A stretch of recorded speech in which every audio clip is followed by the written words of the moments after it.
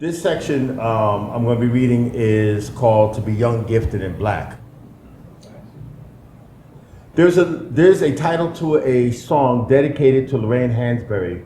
She was a playwright that wrote A Raisin in the Sun. Likewise, A Raisin in the Sun is a line from a famous poem by Langston Hughes, which asks to a reader what happens if a dream deferred.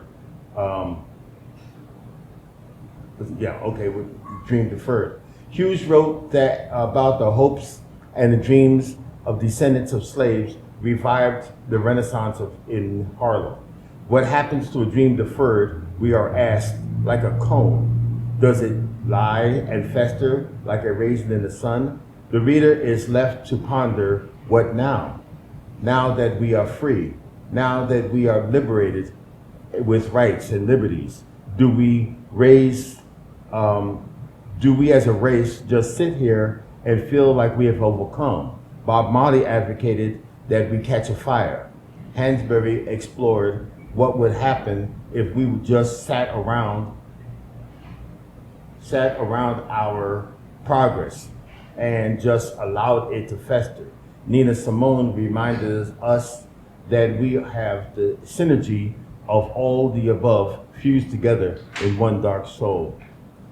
To be young, gifted, and black, like, and I'm going to name my mother's grandchildren, like David Jr., Kelly, Matthew, Daniel, Michael, Nia, Malcolm, Edward, Kyle, Brianna, Cameron, Mike Jr., and Michaela. Their arrival comes with much promise, partly because the Four Steps generation did our job, and partly because they are uniquely prepared to apply their gifts in the times we now find ourselves.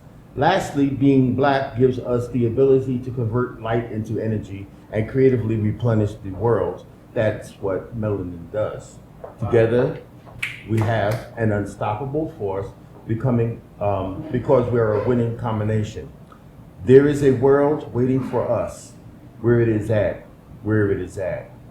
Hard to understand when we are young, but need to be told often that our youth passes us, for there is our being, there's future is our future. My past is what will surpass. With this in mind, we came into the tropical rain, raining over us as we went uptown on this Sunday. The destination was the historic Apollo Theater. We walked in the Walk of Fame of African American greatness. Once inside, we saw their lobby, where I picked up so many more souvenirs for folks, and there was a poster with so many of our entertaining royalty that I assumed played at the Apollo. They capitalized on their moments of being young, gifted, and black. Coming out of the theater, shades of my childhood washed over me. A mental walk down memory lane took possession of my psyche. David and I, dressed to the nines, Marie's hands affixed to mommy, and we were all chatty and transfixed on the previous 2 hours watching the Jackson 5 on stage. As we headed to the Liberation bookstore, 6 blocks over, to feed our minds within the largest black bookstore in the world. We ate at Sylvia's Soul Food restaurant after the Sunday matinee. The glow of the day remaining long after the subway trip towards downtown to Brooklyn. There's many times when I was not exactly proud to be black, but on this day, I knew deep down to be young, gifted, and black was a special thing indeed. I was something unduplicatable. I was young, and I was black, and I was gifted to know that I am connected to something greater than me, or David, or Daddy, or Leslie, or Marie, or even Mommy.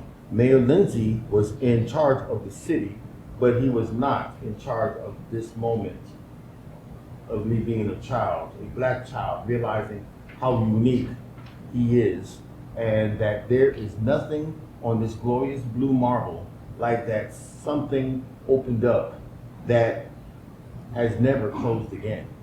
The shadows receded, and I reverted back to 2023, and I saw in Nia's eyes the connection she had to the time, to the place of a young woman adorned with the name equating to her purpose, began walking more straight, more intentionally. She got it. She truly got it. And I did not have to say a word. My mother did not have to say a word when I was taken to watch the performance of a lad the same age and the same age of me. I'll be there. I'll be there. Just call my name.